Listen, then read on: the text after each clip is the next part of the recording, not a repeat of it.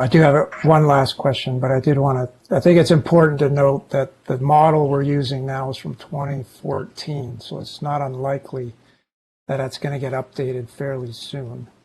So just putting that on the table, and maybe Tara can correct, but it's not like this is the best. This is the newest. We're way behind on that. My question was in reference to the fines. I'm just curious. There was testimony about concern about one person being able to drop fines 50,000. It's my understanding when that happens, that goes to, it's kind of like our exemptions and our minors. Does that go to the Planning Commission when a fine reduction decision has been made? I'll let Director chime in. Thank you, Commissioner Dicos. There's kind of two ways a fine can get reduced. One of the ways is that if you have an SMA violation issued and a fine amount is in that violation, the violator has every right to come to the department and talk to us about that violation. And there have been cases where we've issued violations either in error, or we have learned and received credible evidence that perhaps not everything that we put in the violation occurred.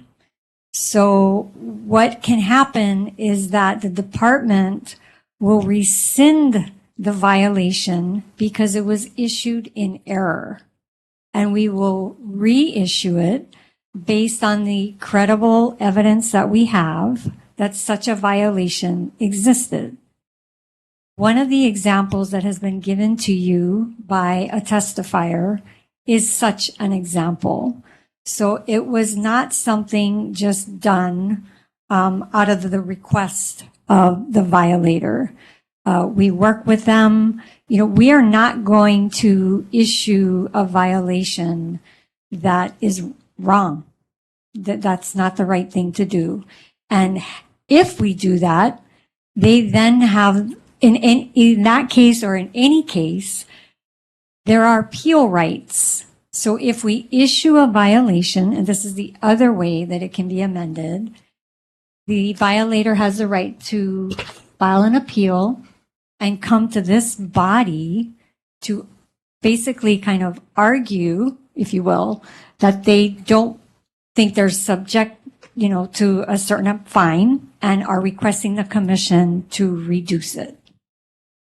In your rules, there's language about why you would do that. And one of the reasons can be that it's just capricious in nature, or that the evidence doesn't support what the violation was. So there's kind of two different ways. And I just wanted to make that clear, because I've just seen over and over and over again allegations that we have just reduced fines against the approval of this body, but that has never happened because the violations have been rescinded and reissued and paid. Once they're paid, they don't come to this body. It's only if there is an appeal. Does that answer your question? Sort of, and I wasn't referring to any of the allegations. I just had that question earlier when I read the language. So I'm just picturing a scenario, and tell me if this scenario can happen, but you get a director that's not you, but somebody that maybe has alternative motives, and they have issued a $50,000 fine. The person approaches them and says, look, let's work something out here. Drop it to 20,000. I take 10,000, you take 10, we're all good. Can that scenario happen without commission or any, it just, to think that no one would ever go down that road, I think is a bit naive. But I'm just curious if that is an opening, the way this language is stated. In these proposed rules for the shoreline, that is essentially kind of what is being requested. You're giving the director the latitude to be able to work with a violator who, say, gets issued $100,000 fine. They have $10,000 a day. Now they're coming in a year later. Their total fine is, $2,500,090. It's not practical or reasonable to think that you're going to get that. We're not going to get that. We're not. So what do? We work with the applicant, and we may say, we're going to drop it to, $100,000. That would require us coming in before you as a body, because that is more than a $50,000 reduction.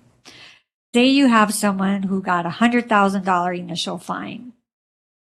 We discover through, the evidence, this is their first time offense, whatever the scenario is. And we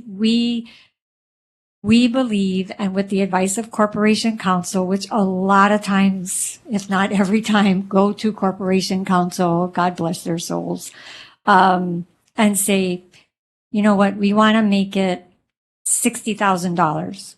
And there's an agreement on that. What this is saying is that you would give the department the latitude to make that reduction and not have to come before this body. So yes, Right. there has to be a trust that the director, the department, the county is making these I don't want to call them settlement agreements, but they're agreements on how you're going to settle the fine. But there's no rule to notify. Like, this can happen on its own. Like, we're not going to get like an exemption we can't do anything about, but we get notifications, so we know they happen. So there's no mechanism of oversight, for a lack of a better word, for anything less than a $50,000, and $50,000 and less. The way I read the rules is that you would be notified. Oh, okay. All right. It's Well, that answers my $50,000 question. or less. If you look on page 203-30,